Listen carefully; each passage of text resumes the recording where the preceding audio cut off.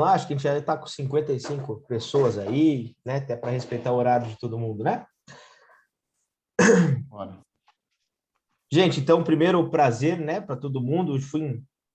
Fiquei primeiro lisonjeado e com a missão de conduzir o bate-papo entre Tenda e Tec Verde, duas empresas que respeito e admiro bastante. Para quem não nos conhece, não me conhece, né? Eu sou o Guilherme, sou um dos sócios da Brain, a Brain Inteligência Estratégica. A Brain está aí neste mês fazendo 18 anos. Nós fazemos estudos de mercado, pesquisas de mercado, né? Atuamos com inteligência estratégica exclusivamente na área de real estate, no Brasil inteiro, né? Então, aí, praticamente 700 municípios já que nós já fizemos estudos, tá? Em 26 estados agora. Só falta o Acre para nós fazermos estudos. Se alguém tiver coisas no Acre, podem nos chamar. Estamos topando. Então foi um prazer, a gente sempre acompanhou e acompanha há bastante tempo a Tec Verde, né, Caio? E bacana a gente estar nesse momento discutindo este que é um dos temas que eu ouço a gente que roda e incorporadores de grandes incorporadores a pequenas empresas familiares do sul do Mato Grosso ao principal epicentro de mercado imobiliário em São Paulo. O papo é o mesmo, né? Então a gente escuta de cabo a rabo no Brasil os empreendedores falando bastante, né, da industrialização na construção civil como forma de mitigar N questões aí. Eu acho que hoje a gente tem Tenda e Tec Verde aqui para falar disso. Então, apresentando, estamos com o Caio, né? O Caio Bonato, que é CEO da Tec Verde, é pioneira, estou aqui lendo agora, viu? Empresa pioneira no desenvolvimento de sistema industrializado de wood frame no Brasil. A Tec Verde já tem mais de 175 mil metros quadrados de área construída em vários estados brasileiros. Caio, sempre bom estar contigo aí. Valeu. Também estamos com o Renan, né? O Renan Sanches, CFO da Tenda, eu, Álvaro, RI também da Tenda. A Tenda é uma das maiores consultoras, conhecidas seguramente por todos aqui, maiores consultoras do Brasil, que, né, olhando para o futuro, está nesse projeto muito bacana de industrialização também, na lógica de off-site, pensando em produzir, né, ao final da implementação da fábrica, a gente vai falar um pouco mais, algo como 10 mil unidades ano, correto, Renan, Álvaro e Perfeito, time Guilherme. Tenda? Né? Prazer Obrigado pela sempre oportunidade. estar com vocês aí. A ideia hoje é a gente conversar com essas duas empresas. A gente tem players aqui bem interessantes, estamos com um público bem diversificado, né? Sejam aí de incorporadores de várias regiões do país, também sejam investidores, etc., que querem entender um pouco mais essas movimentações desses dois grandes players aí, Tec Verde e Tenda, que atuam nesse segmento. A gente, então, é um bate-papo aberto, né? Meu papel aqui vai ser só conduzir um fio condutor da discussão. Obviamente, a gente tem alguma roteirização aqui, mas, naturalmente, as perguntas existirão, as dúvidas acontecerão, né? Então, vocês fiquem à vontade para perguntar, só para manter a etiqueta do Zoom, a etiqueta profissional do Zoom aqui, você pode levantar a mão ou mandar no chat que eu interrompo aí o bate-papo, ou vocês mesmos podem abrir o microfone, a câmera e se sentir à vontade para falar, só seguindo uma lógica, né? Então, sem mais delongas, né? Vamos para o que interessa. Eu queria começar nosso bate-papo pela turma da Tenda aí, quem que puder nos contextualizar. Por quê? Como surgiu? De onde acendeu essa chama dentro da Tenda em industrializar o canteiro, né? Fora do canteiro, industrializar fora do canteiro. E o que foi colocado em pauta? O que foi aí os grandes motivadores, catalisadores de uma empresa consolidada no ramo que atua, né, atuando em várias regiões do país, dando certo no sistema que atua, né? Então, assim, algo que estava dando certo, não é algo que você teve que pivotar ou ter um novo braço porque não estava dando certo, não está dando certo, a gente vê, né? Como surgiu isso? Como vocês podem contextualizar para a gente? Qual foram os motivadores aí de vocês pensarem nessa nova linha de produto, esse novo jeito, né? Legal, Guilherme. Vamos lá. A Tenda, nós sempre fomos uma empresa, né, desde o início da nova gestão da companhia lá em 2011, 12, que a gente entrou aqui, o grupo praticamente inteiro do management entrou junto nessa época, e a gente sempre foi uma empresa muito voltada à eficiência, a gente sempre foi bem fissurado por tentar transformar a tenda em uma fábrica, né, uma fábrica de apartamentos. E a gente nota que tem um limite, né, para isso dentro do canteiro de obras. Não é um ambiente controlado, ele não permite um alto nível de automação, e a gente vinha notando que a gente estava chegando perto desse teto há um tempo, né? Esse é o primeiro ponto. E o segundo ponto, que é até ligado a esse, é por gostar de atuar com uma abordagem industrial, a gente tem um limite muito pequeno de quantidade de cidades que a gente consegue atuar. Porque a gente entende que para atuar com uma abordagem industrial, a gente tem que ter uma continuidade produtiva, tem que produzir todo dia a mesma coisa, para conseguir operar como uma fábrica efetivamente, ou com uma pequena variação de SKUs, mas não pode ser muita coisa. E para produzir a mesma coisa dentro do canteiro, a nossa obra ela produz 4 apartamentos por dia. E eu trabalho 250 dias por ano. A gente trabalha de sábado nas obras. Então tem que produzir pelo menos 1.000 unidades por ano. Não são tantas regiões do Brasil que você consegue produzir e vender continuamente 1.000 unidades por ano. Então a gente começou a encontrar essas barreiras de como é que a tenda ia expandir a partir de certo momento, tendo que ir para escalas locais menores, né? E aí essa é a grande questão de você fazer industrialização fora do canteiro. A gente só quer operar de uma forma industrializada, então a gente tinha que encontrar uma forma de industrializar fora do canteiro.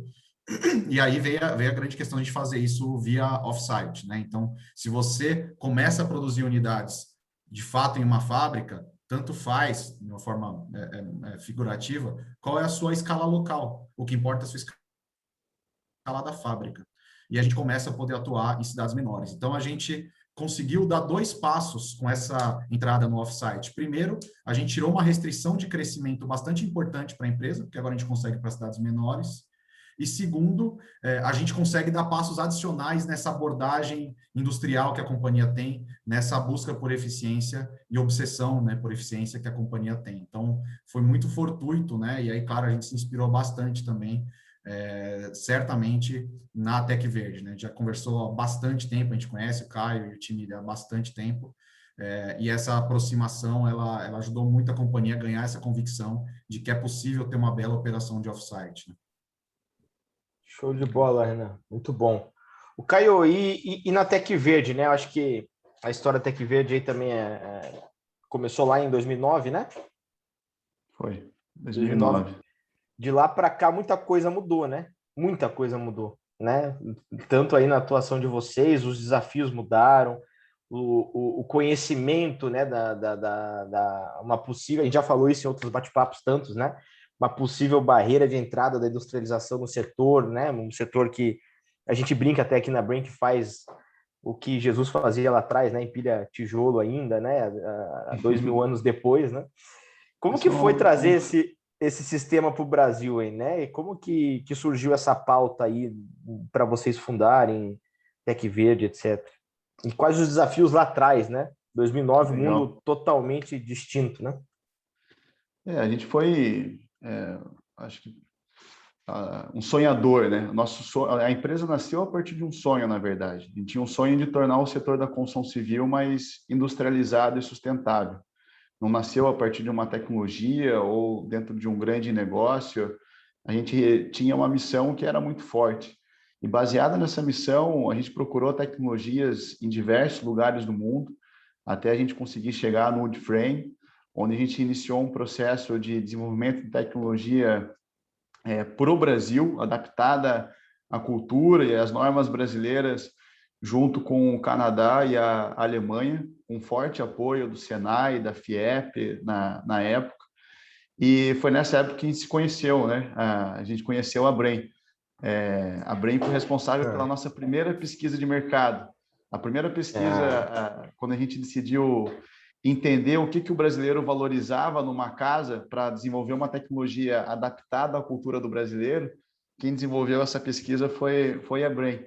Foi ali que a gente descobriu que para o brasileiro era importante, por exemplo, lavar a casa com balde de água, que o cara gostaria de poder fixar os móveis em qualquer lugar da parede, sem ter preocupações especiais. Ele tinha preocupação em relação à sensação do piso da casa.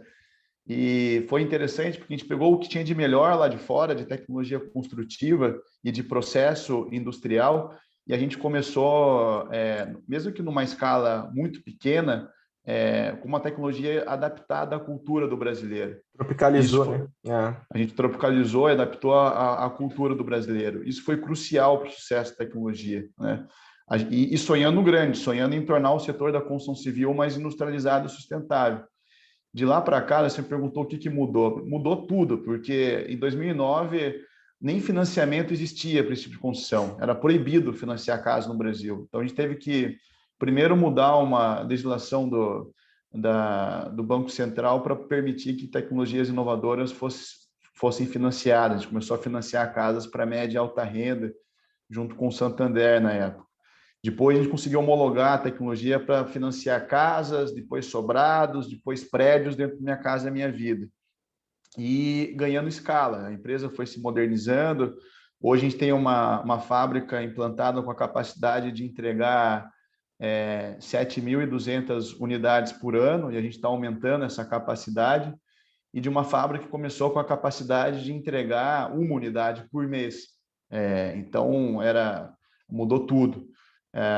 E a Tecverde foi, na virada de 2019 para 2020, comprada por duas grandes multinacionais, né? A Etex é uma empresa belga, a maior empresa privada do Chile, da Bélgica, uma das maiores empresas privadas da Bélgica, e a Arauco, maior empresa privada do Chile, montaram uma JV para fomentar a construção industrializada no mundo. Compraram a Tecverde ao longo para liderar esse processo no nível global, e ao longo do ano passado a gente comprou mais 5 empresas na França, Inglaterra, Equador, Argentina, Chile e Irlanda. Irlanda é uma empresa 100% digital, uma empresa focada no mundo digital da construção. E a gente acredita, né, que junto desse grupo a gente vai conseguir se manter nesse pioneirismo. A gente, de certa forma, foi pioneiro no Brasil, e a gente acredita que, através de uma rede, agora com a Tenda também empreendendo nessa linha aqui no Brasil, através de uma rede e com tecnologias digitais, a gente vai conseguir acelerar essa curva de aprendizado e se manter pioneiro. Depois eu posso falar um pouco mais sobre esse movimento. O movimento da Tenda, eu acho que coroa isso, né? Voltando ao sonho, o sonho era tornar o setor da construção civil aqui no Brasil mais industrializado e sustentável.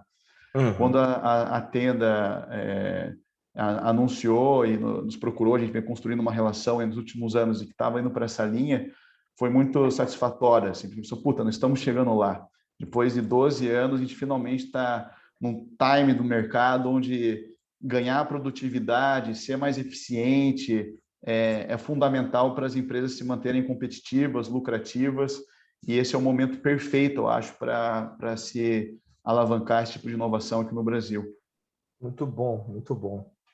E para vocês dois, né? Para as duas empresas aí, quem puder contribuir. Temos alguns sistemas de industrialização, né? O que motivou o Woodframe, né? Quer começar, Renan? Posso, vamos lá.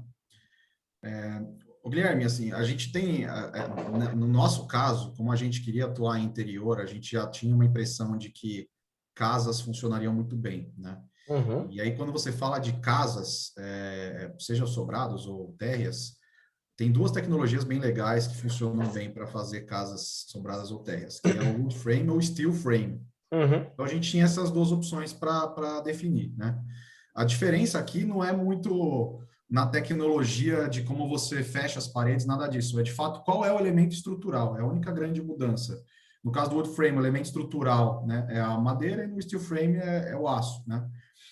E a gente decidiu pelo wood frame, não tanto pelo custo, mas muito mais por uma preferência pela matriz de suprimentos efetivamente, tá?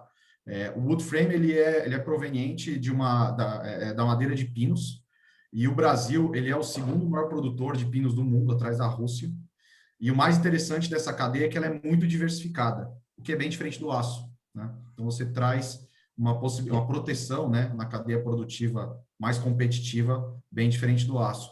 E a segunda coisa é o componente sustentabilidade dessa madeira proveniente replantada de pinos, né? De pinos, A madeira ela sequestra carbono no meio ambiente enquanto que o aço e concreto, né, nesse caso, especialmente o aço, que seria o que a gente usaria, ele emite carbono, é um dos maiores emissores do mundo de carbono para você produzir o aço.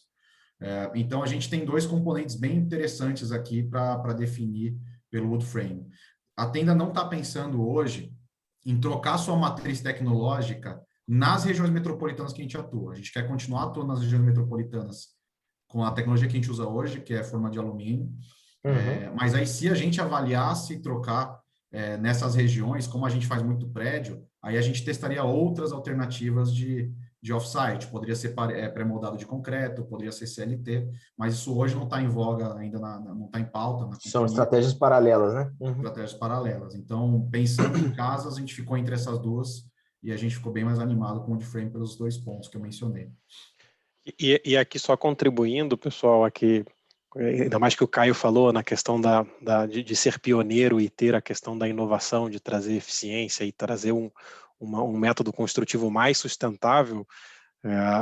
Se pegar a indústria da construção civil hoje, ela é a maior poluente em relação às outras indústrias. A indústria da construção civil é responsável por 39% das emissões globais de CO2.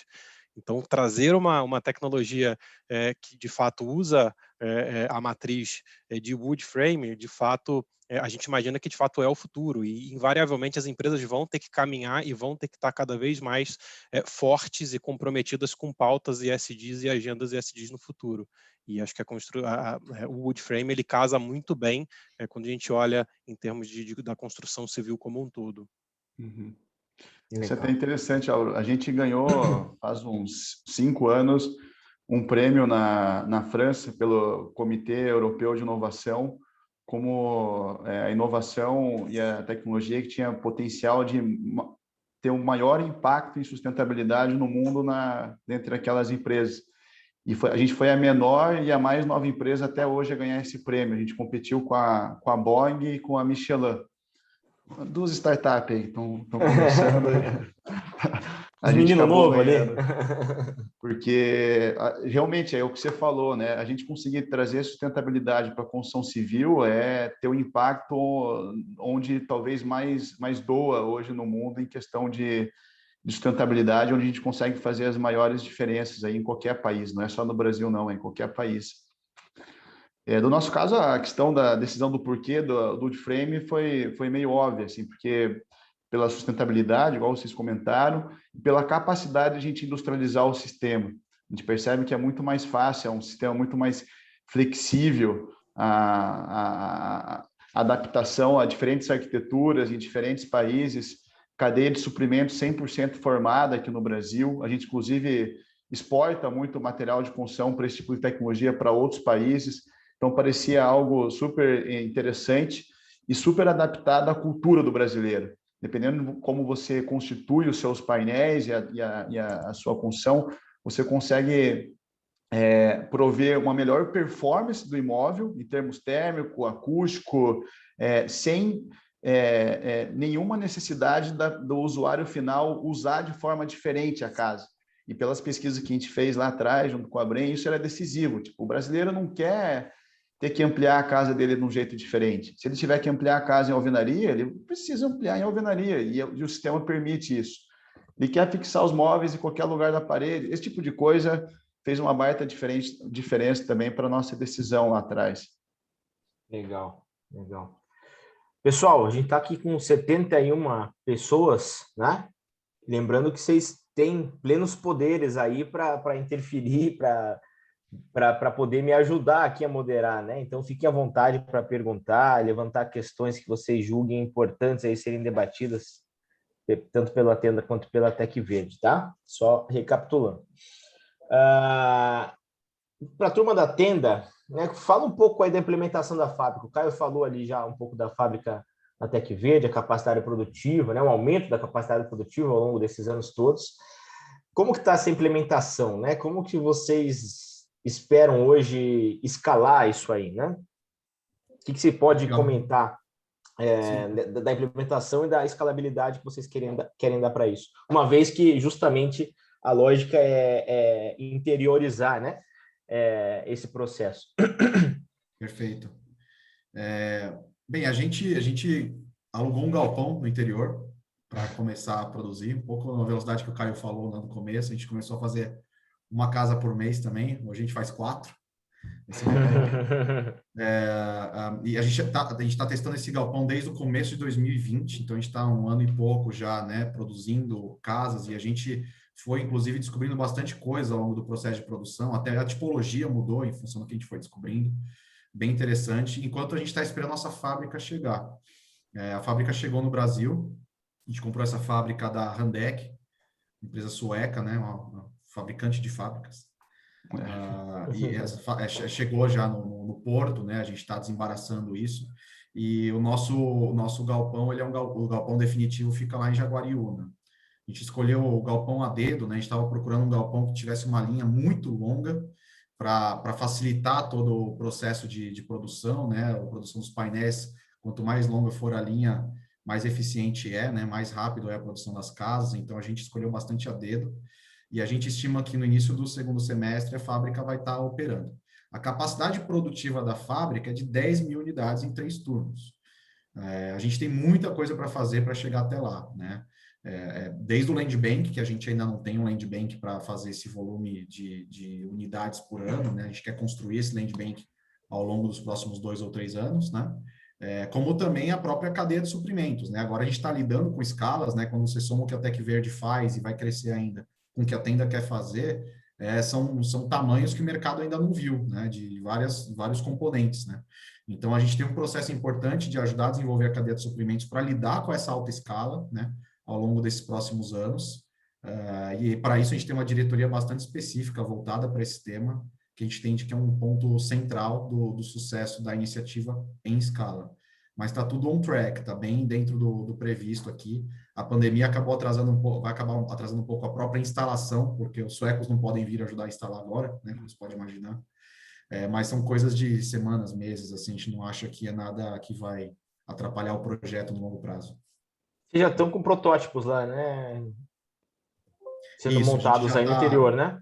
Exato, essas casas que a gente está montando, né? A gente está colocando em 2 pilotos, né? Assim, o primeiro em Mogi das Cruzes, a gente está fazendo sozinho com essas casas que a gente monta. E aí tem um próximo piloto que a gente vai fazer em Santa Bárbara do Oeste, inclusive, que é a mesma cidade onde está o galpão. A gente está saindo, o galpão está saindo de Santa Bárbara agora para ir para Jaguariúna, e a gente vai começar a obra lá. E a gente também tem um piloto com a Tec Verde, né? De fato, tem um projeto em Leme, a gente comprou alguns lotes e a gente está fazendo esse piloto com a Tec Verde, então o Caio e o time dele produzem as casas, a gente está fazendo um processo bem legal de aprendizado, de transferência de tecnologia, uma bela parceria lá nessas casas de Leme. Essa era a minha próxima pergunta, inclusive. Como que tá, o que vocês podem falar aí dessa parceria desenvolvida entre as duas empresas, né? Tanto o Caio quanto o Renan, Álvaro, etc. A gente tem acho que o interesse, igual eu comentei no começo, né? Nosso interesse é tornar a indústria da construção civil mais industrializada e sustentável. E o nosso setor é um setor que coopera muito pouco, historicamente, né? E a gente pensa um pouco diferente. Inclusive, a ETEX e a Arauco pensam diferente. A gente pensa que a gente precisa cooperar e criar sinergia entre as diferentes iniciativas de industrialização que se tenha no mundo, independente de fazerem parte do nosso negócio ou de estarem fora do nosso negócio, mas se tem alguém pensando coisa boa e tentando fazer coisa boa com o objetivo de tornar o nosso setor mais industrializado, a gente, no mínimo, tem que estar próximo e tem que se ajudar. E com a Tenda foi muito nesse espírito de tentar se ajudar. Acho que juntos a gente consegue formar escala na cadeia de suprimentos, a gente consegue fortalecer a cultura no mercado, promover interesses em outros níveis, até governamentais, institucionais. Isso tudo acho que tem a ver com a sinergia. E de uma forma evidente que a gente nunca está competindo. A gente, a Tenda é talvez uma das pouquíssimas empresas no Brasil que tem escala suficiente e caixa suficiente, acesso a recursos financeiros suficiente para implantar uma operação Fabril do zero e bancar todo esse ciclo de aprendizado que você demanda para implantar uma fábrica, né? Não implantar um sistema construtivo novo, não é só comprar máquina e começar a produzir casa no dia seguinte. São anos, né, de aprimoramento de processo, de produto, de desenvolvimento de expertise, de engenharia interna, cultura da empresa, cultura de desenvolvimento imobiliário, tudo isso acaba fazendo parte do ciclo de industrialização de uma empresa. E quem não consegue fazer isso sozinho, ou não tem tempo para fazer isso sozinho, ou não é a vocação do seu negócio, eu acho que 99,9% das incorporadoras e desenvolvedores imobiliários do mundo não tem essa cultura e esse interesse. A TAC Verde está aí para isso. Então, a gente se posiciona como a plataforma de tecnologia e industrialização para médios e pequenos players do mercado e também para grandes. E para cada um dessas faixas de tamanho, a gente tem modelos de negócio diferentes, onde a gente consegue extrair o máximo de benefício da industrialização e do que cada um desses tipos de cliente consegue fazer de melhor. E só como exemplo, né, igual o Renan comentou no início, a Tenda não pretende alterar as suas tecnologias, a matriz tecnológica nos grandes centros urbanos. Está usando uma tecnologia diferente para acessar um mercado diferente. Acho que isso que é interessante na industrialização, é tentar enxergar a industrialização com o viés do que a industrialização pode me ajudar a fazer de novo, a ganhar de eficiência nos meus processos, a entrar em outros mercados de uma forma mais eficiente, em ganhar de produtividade. Não necessariamente controlar a fábrica é importante para você colher esses benefícios. E é isso que a gente está tentando aí nos últimos 12 anos convencer o mercado, né? Legal, legal. E a turma da Tenda, né? Vocês são aí uma das principais empresas listadas, etc. Como que foi a aceitação do mercado como um todo, né? Nesses anúncios aí, acho que o Álvaro talvez consiga nos ajudar, né? O mercado entendeu, né, como uma boa movimentação, né? Eu particularmente vi isso, mas o que você pode compartilhar nisso, né, de forma mais tangível? Sim, claro. Acho que aqui é muito curioso, porque os resultados aqui para a companhia eles têm sido muito animadores quando a gente olha a percepção do potencial cliente para as casas que a gente está produzindo, né? A gente tem feito ao longo desses, né, ao longo de um bom tempo aqui, ao longo dos últimos anos, né, alguns focus groups para os caras entenderem como é que funciona, o que é, como é que funciona a tecnologia, para o cara entender o que é o produto. E é super curioso, porque o primeiro momento, né, quando a gente fala, a gente está usando uma tecnologia diferente, né, uma casa de wood frame, pô, mas a casa é de madeira, tem esse receio, né, do brasileiro, pô, mas a casa é madeira, muito ancorado com que era a casa de madeira passado antigamente, cultural, né, né? com aquele passado, exatamente, né, e de fato o fato de usar a matriz de wood, né, não tem influência nenhuma no produto como um todo, né? Só que assim, não adianta a gente falar, precisa de fato ver, né? O cara tá lá, sentir, olhar, e entender, né, de fato qual que é a qualidade do produto, né? E por exemplo, quando a gente faz, a gente tira insights muito curiosos, né? Primeiro que é muito legal, a gente, um dos componentes da nossa parede, a gente usa uma membrana que ela tem o papel de tirar a umidade de dentro da parede, né, e não deixar também que a umidade externa entre dentro da parede, né. E um desses clientes teve um site super legal, ele falou, pô, então que bacana, então a casa de vocês não mofa. É verdade, né, pô, legal, né? A gente não tinha nem pensado nisso, né, curioso, né. Então, é super bacana que é muito legal a percepção deles do produto, da qualidade do produto, do valor que aquilo tem. De fato, a reação tem sido muito animadora, a gente está super animado, e eu acho que assim, tem um futuro super positivo aqui. Acho que esse que é o grande recado, assim, está sendo super bacana. Não mofar para curitibano é premissa básica, né, cara? Isso aí é argumento de venda em Curitiba. Tem gente que já está querendo vestir essa película no corpo, né, cara? Tá vendo, né? E não só isso também, né, Guilherme? Assim, quando você fala de argumento de venda, né, quando você compara o ciclo construtivo com alvenaria, por exemplo, estrutural, é um ciclo muito mais curto, né? E, de novo, né, construção modular não é algo novo, né? Você vê a Tec Verde, Caio, tá 12 anos nessa batalha. Você olha para os japoneses, desde a década de 50, esses caras fazem construção modular. Então, de fato, é uma tecnologia construtiva muito consolidada. E esse movimento que a gente está trazendo, né, assim, trazendo, digo, estimulando aqui no Brasil de forma mais intensa agora, né, nesses últimos anos, eu acho que é favorável e acho que é muito bacana. A gente está super animado. A gente, nessa ponta do consumidor, a gente tem um background interessante para compartilhar, porque a gente já fez dezenas de pesquisas testando, né, especificamente o método, etc.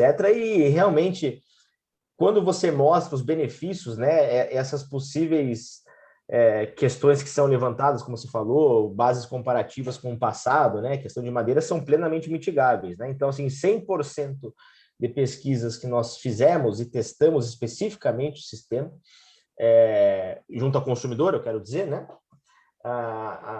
É pífio, né, o percentual de quem realmente tem alguma, pós conhecer, né, a lógica e tangibilizar e visualizar, ter alguma restrição, né? Ontem eu apresentei uma pesquisa, né, para Florianópolis de alto padrão, né, que foi mega bem aceito, com um sistema modular. O produto está em pré-lançamento, né, e tem lá 4 pastas para cada unidade do produto, a um preço de R$12.000 o metro quadrado. Então, vai sair vendido, zero dúvida, vai sair vendido, né? No alto padrão, na ilha, em volta à natureza, tem toda a questão de sustentabilidade em volta. Então, assim como para o cliente da tenda, para o cliente que quer uma segunda moradia em Florianópolis, vai pagar R$12.000 o metro quadrado, a aceitação a gente não tem visto. Estou vendo o Daniel com a... desculpa, pode falar só lá. complementando, Imagina. Guilherme. Tem a questão quando a gente fala das nossas casas em específico, a gente está falando no interior, né, lá mais no interior, em cidades do interior, o fato do termoacústico ser superior é uma vantagem colossal também, assim, para o cara que vai morar. Então, você tem, de fato, muitos pontos bacanas, legais para explorar. E, de novo, né, quando você vai fazer uma casa, você precisa cumprir uma série de normativas, né? Então, assim, você precisa, Claro. né, que são equivalentes a uma casa de alvenaria estrutural. Tem legislação, então, assim, por trás, né? Exato. Então, não é Só um negócio que... Um parênteses nessa, porque tem um episódio muito legal. Acho que o nosso produto tem uma aceitação formidável assim no mercado bovino, porque a gente fez um empreendimento no Mato Grosso do Sul, um episódio engraçado, e era num descampado, assim, um pasto, antigo pasto, e daí a consultora estava fazendo umas casas em concreto, parede de concreto, e a gente estava fazendo essas casas do lado. E as vacas ficavam soltas lá, uma coisa bizarra, ficavam soltas pelo pasto e conseguiam entrar no canteiro, assim. E as vacas, todo dia os caras chegavam na obra, as vacas estavam dormindo dentro das casas de wood frame, assim, as paredes de concreto estavam vazias. Então, pelo menos no setor bovino, a gente tem a preferência. Imagina a casa de... Era mais fresco. A casa de concreto devia estar tostando, né? Ia de fresquinha, né? Tava fresquinho, né? O gado Acho que o gostou. Daniel tem uma pergunta aí. Daniel do Credit Suisse aí, quer abrir, Daniel? Sim, obrigado, pessoal. Obrigado pelo tempo, obrigado aí pela oportunidade de participar. É um prazer estar aí com vocês novamente. A pergunta é, aproveitando que você estou comentando a respeito de alvenaria estrutural e também a respeito de off-site, queria entender, e aproveitando também a experiência tanto do Caio quanto do Renan, como é que vocês comparam em termos de custos? Vamos pegar assim de uma forma estabilizada, o custo de construção de uma casa, excluindo o terreno, obviamente, de uma casa sobre alvenaria estrutural com uma casa feita em off-site. Como é que vocês acham que esse custo se comporta ao longo do tempo? Obrigado. Quer começar, Renan? Vamos lá, assim, a gente tem poucos números concretos a respeito disso ainda, né, Daniel? O Caio tem muito mais aí pela experiência deles, mas o que a gente tem visto é o seguinte: a tenda gosta muito de se comparar contra o que poderia ser a tenda fazendo parede de concreto no interior, que é o que a gente sabe fazer de melhor, né? E nesse aspecto, a gente ainda vê o wood frame como uma tecnologia mais barata do que parede de concreto, né? Então, mesmo sendo a tenda operando com a eficiência que a gente opera, a gente ainda entende que o custo ele é menor. E aí, assim, por que isso é tão importante, né? Quando a gente olha o desempenho da tenda recente, a tenda opera com o preço 10% abaixo do próximo concorrente que a gente tem de capital aberto, e a gente tem a mesma margem bruta, né? Isso vem em grande parte pela eficiência de custo que a gente conquistou. Então, mesmo partindo destas bases, a gente entende que o wood frame ele tem custos inferiores. A gente ainda tem bastante análise para fazer, tem bastante desenvolvimento da cadeia de suprimentos para fazer, para ver o quão menor ele é, mas hoje a gente tem bastante elementos para acreditar que ele é inferior, né? Que o custo é inferior já no wood frame, da forma que a gente analisa. Eu acho que, e complementando, a gente hoje tem se a gente se compara com um top player, a gente tem o custo já igual a da parede de concreto ou da alvenaria estrutural. Se a gente compara com um player médio ou pequeno, a gente tem um custo menor, cerca de 10% a 15% menor. E a gente tem eu acho que o grande ponto aqui é que a tecnologia ainda está muito longe de ser madura em termos de custo. Parede de concreto, me corrija se eu estiver errado, Renan, passou por uma curva de ganho de eficiência de cerca de 20% a 30%, não foi isso ao longo dos anos aí? Exatamente, foi 40% ao longo dos últimos 8 anos. 40%. E a gente está só no começo dessa curva. Por exemplo, esse ano a gente tem projetos sendo implantados, com investimento sendo feito, onde a gente vai conseguir reduzir o custo em cerca de 12% a 16%. O ano que vem a gente espera reduzir o custo em mais 10%. Então, a gente já tem uma curva longa aí de ganho de eficiência, como qualquer outra tecnologia. Isso é que nos anima muito. Então, a gente está partindo de uma base que o custo já é parecido, um pouco menor em alguns casos, e com uma perspectiva de reduzir bastante quando a gente se compara com uma tecnologia que já estabilizou seus custos. Muito difícil conseguir ser mais eficiente do que a Tenda já é hoje, por exemplo, em parede de concreto. E somado a isso, eu acho que é a garantia de custos, né? Você não tem só um custo melhor, mas tem um custo muito mais seguro. Em obras onde a margem é apertada, como Minha Casa Minha Vida, você reduziu os seus riscos operacionais, risco trabalhista, risco de acidente, diminuir a quantidade de mão de obra necessária para você conseguir escalar o seu negócio. Eu acho que é fundamental a industrialização, não tem como pensar de outra forma. Imagine ir para cidades pequenas, né, ter mais capilaridade no mercado, tendo que formar equipes, contratar gente, alojamento, mão de obra. É muito mais difícil do que se você tiver isso de uma forma centralizada, precisando de menos gente. Acho que o nosso setor só não está um caos hoje, porque ele bombou, né? Nosso setor bombou, ele só não está um caos hoje porque o resto está muito ruim. E se tivesse bom o resto, a gente já está numa disputa de mão de obra, eu acho, já está naquele mesmo caos que a gente viveu lá em 2008, 2009, né? Bem interessante, até esse ponto trabalhista que você falou, Caio. Eu nunca falei disso, tá? Mas agora eu acho que vou aproveitar aqui a live. A Tenda gasta algo em torno de 0,5% da sua receita por ano pagando ação trabalhista de funcionário de obra. De obra, Isso aqui é um negócio que quase morre quando você tem off-site.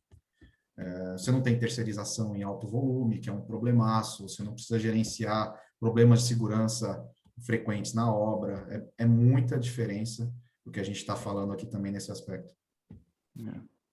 Só isso, a última linha já melhora lá, né? Só por conta disso, né? Exato. E você não faz o custo da casa com isso, né?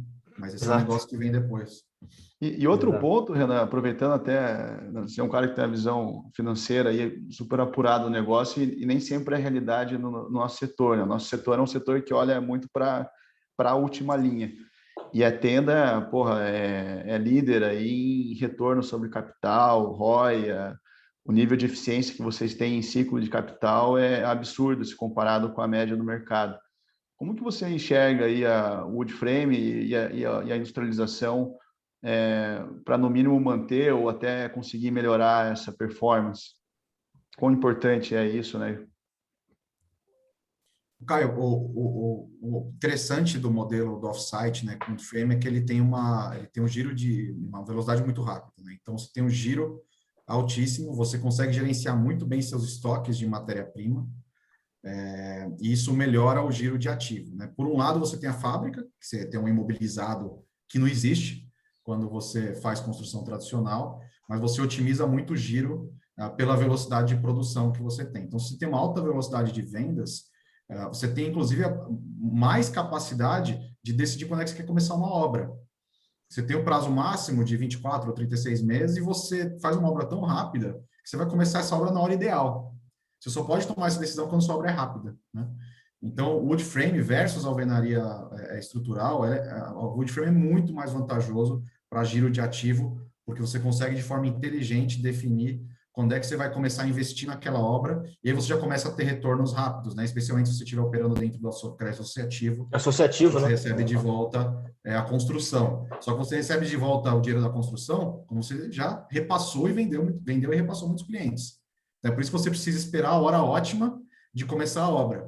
E quando a sua obra é longa, você não tem muito o que esperar. Você vai ter que investir um baita capital, ficar com o dinheiro parado lá.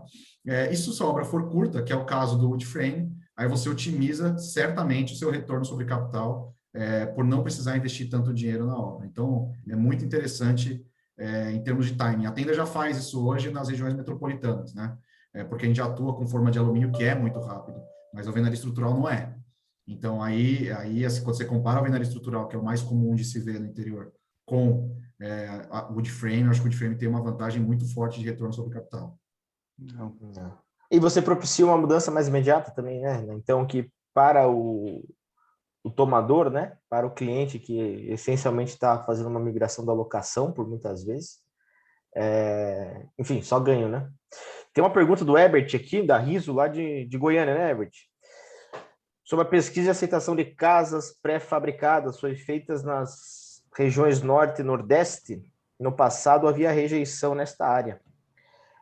Nós, particularmente, já fizemos algumas pesquisas lá em cima. Não sei se a Tenda pode compartilhar algo que você já mensurou aí, o Álvaro falou dos Focus Group, mas a gente já fez Recife, já fez Campina Grande, já fizemos algumas, assim, né? Realmente, como havia lá em 2009, comparado a 2014, diminuiu, 2014 para 2016, enfim, é um processo que foi sendo mitigado, a gente conseguiu ver isso, mas a gente já fez algumas já, sim, Herbert, né? E concordo contigo que são posicionamentos distintos a depender da região, a gente está num país continental, né? A cultura local muda muito, né? Então, uma Tenda que atua de cabo a rabo no Brasil aí, sabe que sair de Porto Alegre e vir para Curitiba é diferente, sair de Curitiba e para São Paulo é diferente, mas a gente não vê grandes discrepâncias, ao menos aqui no que a gente pesquisou até então. E tem uma pergunta do Rodrigo, já puxando para vocês aí agora. Qual a quantidade mínima, né, para se viabilizar o empreendimento? Olha, a gente criou diversas soluções nos últimos 2, 3 anos para reduzir drasticamente essas quantidades mínimas, né? Então, hoje, inclusive, a gente acha que talvez um dos nossos grandes diferenciais seja empreendimentos pequenos, porque a gente consegue acelerar ainda mais a obra e viabilizar custos que a parede de concreto não conseguiria viabilizar num canteiro muito pequeno. E com off-site, para nós, pouco importa. Se o canteiro vai ter 50 unidades ou 300 unidades, é quase a mesma coisa. Né? Tem, óbvio, algum ganho de eficiência com a escala, mas é quase a mesma coisa. Então, assim, a gente aposta bastante que canteiros pequenos podem ser um diferencial, sim, para o off-site. Incorporadoras acessarem terrenos menores, mais bem localizados, e usarem da construção industrializada para viabilizarem esses empreendimentos. E outra coisa interessante é o mercado daí horizontal, de casas, né? A gente lançou um produto em parceria com a Homeland, que envolve uma inovação não só na construção, mas financeira também. A gente desenvolveu um produto financeiro que permite quem já comprou um lote em algum loteamento ou condomínio consiga viabilizar a construção da sua casa. E esse produto financeiro só existe por conta da industrialização. A gente conseguiu levar uma segurança tão grande para a Homeland, para um banco, para financiar a construção dessa casa, ter a segurança de que a casa vai ser executada com qualidade, com performance, atendendo às normas, que a gente conseguiu viabilizar taxas de juros igual de mercado, em alguns casos igual da Caixa Econômica, assim. E aí, de novo, a solução industrializada vem para se gerar inovações no mercado onde você nem imaginava, né? Imagine um produto financeiro só ser viável porque a tecnologia construtiva endereçou algumas de suas dores. E isso eu venho gastando bastante tempo nisso. Boa parte do meu tempo hoje está destinado a escalar justamente esse produto que é o Tech Home, que é um produto onde a gente faz parcerias com loteadores e a partir dos clientes que já compraram lotes nesses loteamentos, a gente passa a ofertar tanto em lançamentos quanto para quem já comprou o lote, a solução completa. O cara migra o lote dele para um produto onde a gente termina de financiar o lote, mais a construção da casa. Pode ser uma, né? Pode ser 5, pode ser 20. A gente tem soluções para tudo isso. Show. Temos mais perguntas aqui. Agora ficou legal aqui. O chat está bombando aqui. Deixa eu ver. Já falamos ali do Rodrigo, né? Luciano. Com prazo menor, né? Pessoal da tenda. Com prazo menor da obra, o pró-soluto ficará maior? 3 vezes o atual, talvez? Como que vocês estão... quais estratégias vocês estão adotando para mitigar isso aí? Talvez mitigar uma hipersegmentação aí, né? Dentro do mercado de quem teria um pró-soluto maior, né? Boa pergunta. Hoje, Guilherme, Luciano, no modelo que a gente atua, a nossa obra ela já leva algo entre 10 e 12 meses, né? E a gente imagina no off-site que a obra vai ter um prazo de obra parecido. Não pela construção da casa, porque é muito mais rápido, né? Mas por todo o processo de infraestrutura que você tem ao redor, né?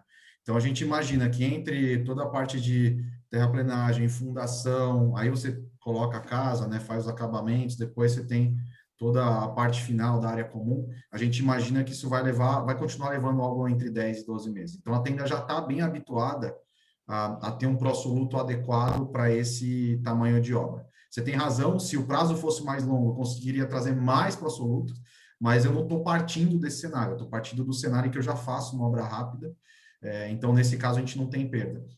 Por outro lado, eu acho que, mesmo que houvesse a perda, eu acho que esse é um ponto importante, quem compara a alvenaria versus parede de concreto ou versus wood frame. O pró-soluto, ele tem o benefício de quanto mais longa a obra, mais você recebe, só que quanto mais longa a obra, você tem 2 problemas também. O primeiro é a inflação sobre o custo de obra. Então, obras curtas têm menos inflação, isso é muito importante. Ainda mais hoje é muito importante, né?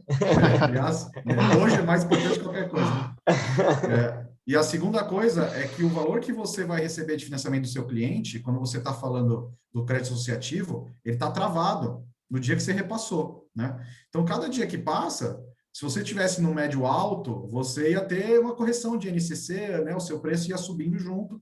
Não é o que acontece nesse caso aqui. Então, o dinheiro fica queimando, fica travado na sua mão, enquanto a inflação vai comendo o seu custo, vai comendo o seu custo fixo, e por aí vai, né? Então, fazer uma obra rápida, ela te libera dinheiro mais rápido, e quando a gente faz as contas, a VPL, que é a forma que a gente gosta de analisar dentro de casa, alongar obras não gera valor. Eu adiciono para solutos, só que eu perco inflação de obra, perco inflação de custo fixo, e o meu dinheiro já está travado, né? A minha receita está travada lá atrás.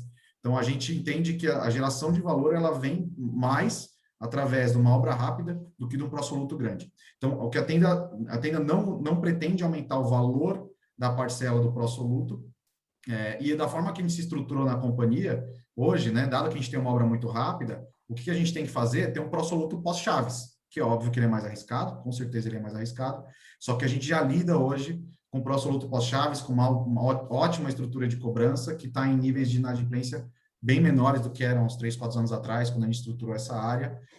Então, você acaba precisando trazer para o pós-chaves para conseguir ter 20% de recursos próprios do cliente para ele financiar os outros 80%, né? E fora aquela questão de você poder começar a executar as unidades no ciclo ótimo do empreendimento, que isso traz daí um benefício sem nenhum prejuízo para o pró-soluto, você consegue iniciar a obra num time onde, às vezes, isso te gera caixa, ao invés de consumir, isso te gera caixa por conta das medições e como que as PLS estão formadas, né? Exato. Isso que eu ia comentar, a questão do giro maior, né, das medições mais rápidas, tende a trazer mais grana no caixa. Legal. Vamos lá, temos aqui mais algumas aí. Pessoal, boa tarde, pessoal. Rafael, que está falando, Renan, quantos por cento do VGV o terreno vai pesar na viabilização da implantação das casas, né? E se serão somente casas térreas ou ter mais um? Legal. Acho que em relação primeiro à casa terra e ao sobrado, a gente está testando as duas coisas, tá, Rafael? A gente está testando justamente qual é a aceitação que o cliente tem nas duas, se existe uma precificação superior no sobrado ou não, se ele tem uma rejeição alta ou não. A gente está bem no começo, a gente está recebendo os clientes lá em Mogi, que é a nossa primeira obra, e lá já tem, né, casas prontas nas duas modalidades, e o cliente testa, ele responde várias pesquisas, aí a gente está colhendo insights disso ainda. Então, é possível que a gente tenha as duas, tá? A gente ainda tem que decidir isso nos próximos meses. Em relação ao terreno, as primeiras negociações que a gente tem feito estão muito próximos do custo que a Tenda opera. A Tenda hoje tem um custo médio de VGV de 10, 10,5%, e as primeiras negociações estão nesse patamar. E a gente está buscando, né, um land bank com pressa, que não é nem o jeito ideal, né, de você entrar numa negociação, né? Se entrar com pressa na negociação, você não vai extrair o máximo dela. E mesmo assim a gente está encontrando esses custos hoje, tá? É difícil dizer se vai estabilizar nisso, mas hoje é o que a gente está encontrando. E já veio, bacana o que você falou, Renan, já vai ao encontro do gancho da pergunta do Oswaldo aqui, que é justamente se vocês têm aí um intuito de encurtar o ciclo, né, do licenciamento e colocar mais rapidamente na rua os projetos, se tem alguma estratégia de adquirir projetos já aprovados ou pré-aprovados, né, com sistemas convencionais, né, com ativos convencionais, no intuito de reaprová-lo via Woodframe, para lançar em mais curto prazo. Existe algo nesse sentido ou não é pauta hoje? É pauta sim. Para a gente ter esses primeiros anos com uma escala melhor, e aí aprender muito nesses primeiros anos, né? Vai ser interessante a gente ter uma escala legal. Então, é pauta sim. O que a gente obviamente, o que a gente quer é fazer as coisas na tipologia que a gente decidiu, né? Então, alguma reaprovação vai precisar ser feita, mas quando você já tem o loteamento feito, por exemplo, essas coisas ajudam muito. Então, é sim pauta nossa. Legal. Caio, diga aí, compartilha, né? Vocês que já entregaram, né? Muitas unidades, etc. O que você pode compartilhar da aceitação do consumidor? A gente falou aqui de pesquisa, etc. Mas eu acho que você tem esse feeling pós-entrega, né? Pós-habitação, né? Como que esse cara vê morar? Como que esse cara reside? O que é essa experiência pós-entrega aí de produtos Woodframe? A gente percebe um nível de aceitação altíssimo. Hoje, as nossas pesquisas de satisfação estão com resultado médio de 90%, o que é bastante bom, assim. E se o cara indicaria ou não, se compraria de novo ou não o imóvel com essa tecnologia, está em torno de 95%. Se ele indicaria ou não esse imóvel para alguém comprar, está em torno de 98%. Aí eu fico perguntando, pô, por que esses 3%, né, que o cara não compraria e indicaria para quê, né? Esse é o sacana, eu acho. 3% de sacana aí na estatística. Acho que os níveis, acho que os números falam por si só aí. E eu acho que a questão do conforto térmico e acústico é a grande vantagem para o público, é uma das grandes vantagens. A velocidade de construção também é outra grande vantagem. Em diversos empreendimentos, a velocidade de construção foi um atributo importante até no momento da venda, assim. Legal. O que são os ganhadores de pedido de vocês hoje perante os incorporadores, né? O que está fazendo uma movimentação desses incorporadores? Acelerar, encurtar o tempo, ter o giro que o Renan falou, se blindar, se mitigar talvez desse INCC descabido, né? Essa inflação setorial aí subindo. O que tem sido os ganhadores de pedido de vocês hoje perante os métodos convencionais, às vezes até já internalizados nas empresas, né? Uhum. Tem sido um pouco disso tudo, né? No começo era questão de custo, só fazer a obra mais barata. Mas com o tempo, acho que o mercado começou a perceber as reais vantagens da construção industrializada. E aí a gente começou a ter conversas mais em linha com o que a gente acredita, que tem a ver com melhoria do ciclo de capital, redução de exposição de caixa. A gente brinca que a gente acaba sendo uma alavanca de crescimento, porque a gente permite que as empresas comprem terrenos que talvez com outras tecnologias elas não comprariam, que elas entrem em cidades que talvez de forma convencional elas não entrariam, que elas consigam realizar empreendimentos em ciclos mais curtos ou com um ciclo de capital mais eficiente, de forma a gerar caixa para reinvestir no seu crescimento, seja na estrutura de SG&A, compra de terrenos, bancar início de novas obras, e ter mais eficiência, mais segurança operacional. A gente acredita tanto nisso que, inclusive, uma das minhas missões esse ano é desenvolver o que a gente chama de plataforma Tech Verde para o mercado B2B. Nessa plataforma, a gente espera criar vínculos até mais profundos com os nossos clientes e a gente aportar nesses negócios a tecnologia e capital. A gente percebe que no passado, né, até aqui a gente tem diversos fundos, gestoras de fundos imobiliários. No passado, os grandes problemas que o setor viveu no Minha Casa Minha Vida era por conta da obra. As consultoras não conseguiam garantir custo de obra, elas se perdiam durante a execução das obras, e isso acabava trazendo diversos prejuízos acumulados ainda com os problemas da Caixa naqueles anos ali mais problemáticos. E hoje a gente acha que o momento é completamente diferente e a tecnologia leva essa segurança para a obra.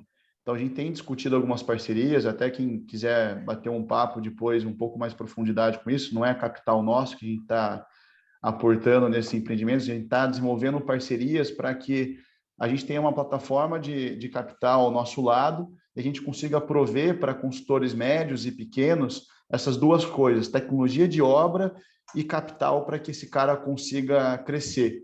E as duas coisas são super importantes. Esse cara é bom em achar, o consultor local, o incorporador local, ele é bom em desenvolver projetos, desenvolver vendas, ter relação com o mercado, mas se ele tiver uma obra mais eficiente, mais segura, né, ele vai conseguir gastar muito mais tempo com o que realmente gera valor para o negócio dele, que não é a obra.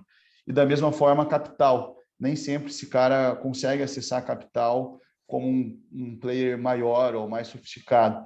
E a gente consegue trazer junto com a gente capital para desenvolver esses empreendimentos com todas as vantagens que a tecnologia leva para o capital. Então, isso que eu acho que é interessante, traz para o nosso lado alguém que colhe muito das vantagens que a industrialização traz para o capital, não só para a obra, né? Show, show. A gente já está caminhando para o fim, na verdade, está um pouquinho estourado, mas acho que tem uma pergunta interessante aqui, depois a gente faz o fechamento, tá? Do Felipe, queria entender de vocês, né, como a cadeia de suprimentos no crescimento da construção civil no sistema de frame. Vocês acham que teremos condições de suportar o crescimento, né, que a gente tem visto esse crescimento, a gente historiar essa curva de crescimento? Vocês acreditam que a cadeia de suprimentos vai saturar em algum momento, ou tem essa expansão? Já falou um pouco lá no início, o Renan falou disso, né? E como vocês entendem a elasticidade de preços, né, da madeira versus concreto e aço nos próximos tempos? A pergunta é no sentido se o crescimento no wood frame pode gerar desequilíbrio e incremento de preços desse sistema, que possam, obviamente, colocar em risco a viabilidade econômica do sistema no segmento econômico. Uhum. Maravilha. Boa pergunta. Muito bom mesmo. Deixa eu pensar aqui. Minha avaliação não, viu, Guilherme, Felipe, assim, quando a tenda operar com 10 mil unidades, a gente vai consumir 2% da produção do maior player, que tem menos de 10% do mercado. Assim, é um negócio baixíssimo. E, então, o bom desse mercado é que ele é muito pulverizado, tem muitos players operando, né? E mesmo se a gente for muito grande, a gente não se compara ao que papel e celulose consome, seja dentro ou fora do Brasil, né? Então, tem um espaço gigantesco para crescer aqui. Eu acho muito difícil você ter uma saturação da matriz de suprimentos aqui, da madeira, né? Que é seria o ponto mais crítico, né? Então, eu acho muito tranquilo nesse ponto. E aí, assim, até pelo contrário, acho que a gente vai começar a ter ganhos muito grandes aqui, como o Caio falou, né, ao longo do tempo, Por exemplo, hoje todo o corte da madeira, assim, ele não é feito para uma casa de wood frame que tem o tamanho da tora que a gente precisa, com as configurações que a gente precisa. Ele é feito muito mais vislumbrando a lógica de papel e celulose do que o que a gente precisa. Então, quando a gente vira mais relevante, a gente se une aqui, né, e consegue uma produção em escala relevante, tem muito mais ganho do que o contrário, né? E tem um terceiro componente que essa não tende a ser uma tecnologia que qualquer um sai produzindo por aí. Como o Caio falou, a necessidade aqui é que você tenha uma baita fábrica com uma boa experiência, com uma cultura muito boa na empresa, anos e anos investindo para começar a ter algum retorno. Veja a Tenda, a gente vai gastar 400 milhões de reais nos próximos 4 anos para depois começar a ganhar dinheiro. O período de ramp-up é grande, né? Exato. Então, a gente não acredita que a matriz do Brasil, de pequenos e médios players, no curto e médio prazo, vai virar wood frame. Os grandes players, talvez, né? Talvez próximos players, como a Tenda, vislumbrem isso, e vai ter uma curva super longa. A gente não acha, de fato, que vai haver uma saturação da matéria-prima. Tá? Acho que a gente está bem longe disso e não é uma preocupação hoje para a gente. Legal, legal. A gente Caio, quer fazer esses problemas internalizando, né? A madeira, ela oscila conforme o mercado externo, né? O Brasil é muito exportador na madeira. E tirando, acho que esses últimos meses aí que foram assim, fora da curva, né? Para todo mundo, para todos os insumos, e acho que quase todos os setores, a gente está investindo bastante na internalização dessa cadeia. A Arauco é um dos maiores proprietários de florestas no Brasil, né? E é uma das controladoras hoje da Tec Verde. A gente está, além de ter a tora dentro de casa hoje, a gente está começando a internalizar também os processos daí entre a tora e o material que a gente usa beneficiado já na fábrica. Isso vai trazer para a gente um ganho de controle, um ganho de eficiência em custo, assim, que vai ser super estratégico para o negócio. E fora isso, é o que o Renan falou, a gente está muito, mas muito, muito longe de ter a cadeia de suprimentos como um gargalo aqui no Brasil. Tanto é que a gente exporta grandes volumes para o mercado externo e boa parte dos insumos que a gente usa aqui no Brasil também. Legal. Gente, acho que uma última rápida ali, e daí o Renan já faz o fechamento, Renan e Álvaro, e daí o Caio faz o fechamento. Né? O Rafael perguntando se os estudos de viabilidade de vocês estabelecem um raio, né? Uma limitação geográfica das instalações aí da fábrica perante o canteiro. Vamos lá. Quanto mais distante, mais caro, né? E essa coisa não são degraus, né? Ela é bem proporcional. Mas hoje a gente entende que existe viabilidade superior à parede de concreto para pelo menos 1.500 quilômetros. A partir daí você começa a ter custos equivalentes e vai piorando um pouco, né? Mas a gente não vê isso como gargalo pelo seguinte: quando você traça de Jaguariúna 1.500 quilômetros de raio, aliás, muito menos do que isso, já dá 10.000 unidades ano. Então a gente pode colocar a segunda, a terceira fábrica em lugares mais interessantes e com isso você otimiza o custo de frete de cada uma das fábricas, né? Então, hoje é assim que a gente pensa distância.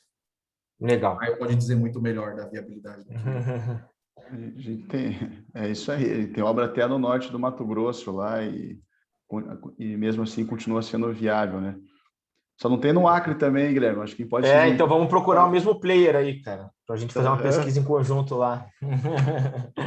Gente, eu quero agradecer. Já estouramos um pouquinho o tempo, né? Acho que foi um papo interessante, proveitoso, clarificou bastante as coisas. Se tiverem mais dúvidas, aí o pessoal me falou que pode mandar que responda depois para negócios@tecverde.com.br. Foi um prazer estar com vocês. Para mim, aí, também aprendi bastante com vocês. Sempre bom escutar, entender essas movimentações. Se quiserem fazer o fechamento, fiquem à vontade.